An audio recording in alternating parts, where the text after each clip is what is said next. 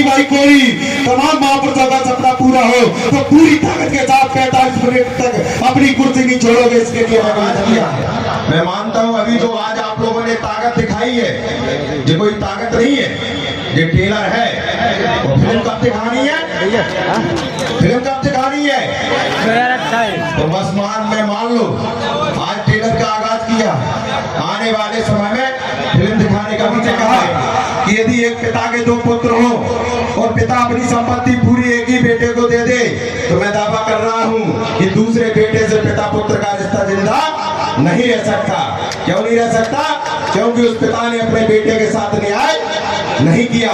जब देश और दुनिया का इतना पवित्र रिश्ता और उसमें न्याय नहीं होता तो उनके रिश्ते में गांठ पड़ जाती है। तो हम लोगों के साथ तो इतने लंबे समय से अन्याय हो रहा है, तो निश्चित तौर पर इस बात को भी आपको हमको समझने की जरूरत है। यह कार्रवाई, यह दर्द यहाँ बैठे हुए लोगों के दिल में है, इसलिए जो सारे लोग सम्मान मिले तो मैं कहना चाहता हूँ अपने कदम पूरी तरीके से अंगद की तरह जमाए रखिए। दुनिया की कोई ताकत आपको न हिलाने पाए। अगर अभी से थकार गए, अभी से कुर्सी छोड़ने लगे तो कारवा कैसे पाओगे, मंजिल को कैसे पाओगे?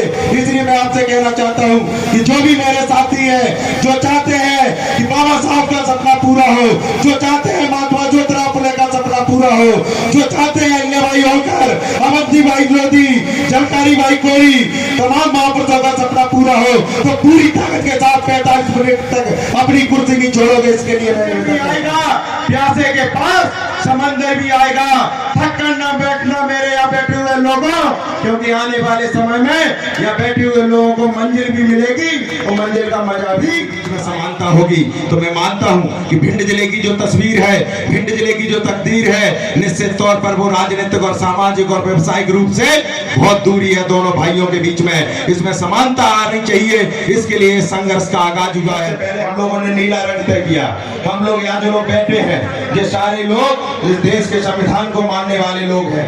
यहाँ बैठे हुए लोग बाबा साहब को मानने वाले लोग हैं। मैंने दूसरे नंबर पे हम लोग शांति भी चाहते हैं। व्हाइट रंग का कलर दिया, हम लोग शांति भी चाहते हैं। और अंतिम में हमने जो लाल कलर दिया, 76 साल हो गए अन्याय होते हुए, यदि आने वाले समय में हमको अधिकार नहीं मिले तो हम लोग क्रांति करने में भी पीछे नहीं हटेंगे। मैं युवाओं से कहना चाहता हूँ, यदि आप लोगों के दिल में जोश है, जितना आप लोग 10 किलोमीटर में जोश दिखा रहे थे, मैं उनके लिए चंद लाइनें पढ़ना चाहूंगा कि सरफरोशी की तमन्ना, सरफरोशी की तमन्ना अब हमारे दिल में है और देखना है जोर कितना बाजुए कातिल में है। सम्मानित साथियों, निश्चित तौर पे आगाज हो चुका है। हमारी बहन, हम सबकी नेता हिना कांवरे जी हम लोगों के बीच में आई है, जो मैं मान सकता हूँ हिना कांवरे जी वो शख्सियत है, हम जैसे एक गैर राजनीतिक विरासत वाले व्यक्ति को, जिसके घर में कोई पंच नहीं रहा, सरपंच नहीं रहा, यदि राजनीति के इस दहलीज पर आपके भाई को खड़े होने का, बोलने का यदि अवसर मिला,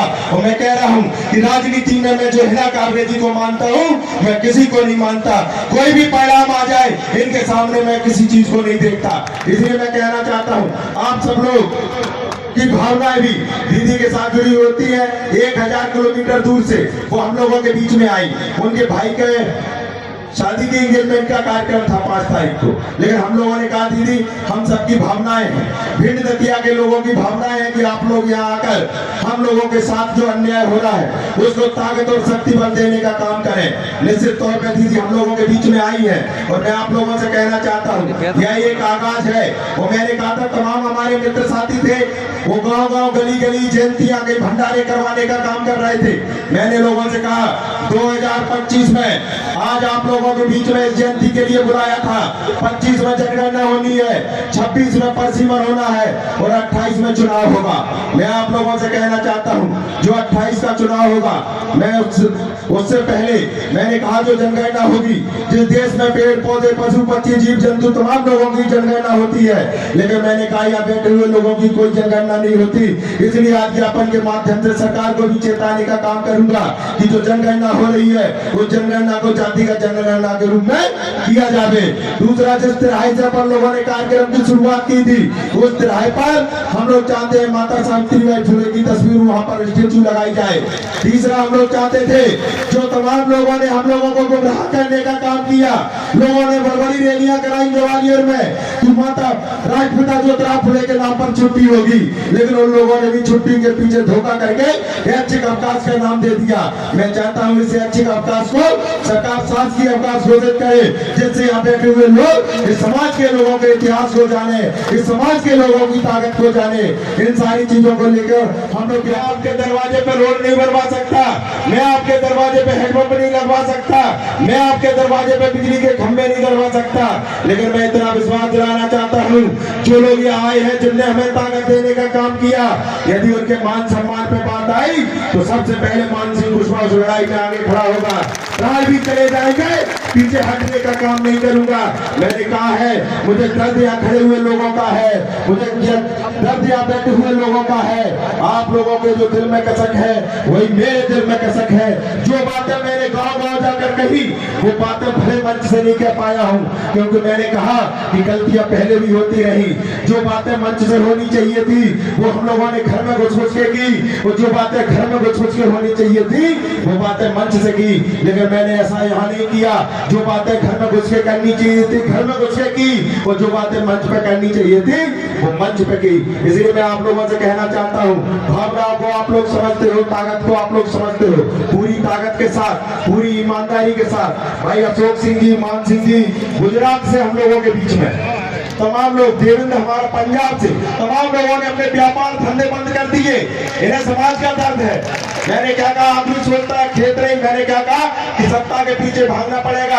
तमाम लोग जो सोचते हैं हमें क्या समाज से करना, तमाम लोग जो सोचते हैं हमें खेती बाड़ी देखनी और ज्यादा है।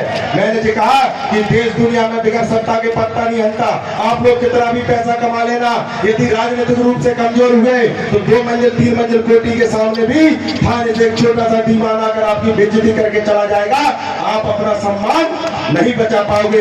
इसलिए मैं आपसे कहना चाहता हूँ, तमाम जो खेतों की हम लोग चिंता करते हैं, खेत आपका, नहर आपकी, बैनामा आपके, रागड़ा खाजा आपके, सब कुछ आपका होने के बाद भी सरकार जिस दिन चाहेगी तुम्हारे खेत में रोड डाल देगी, तुम रोक नहीं पाओगे।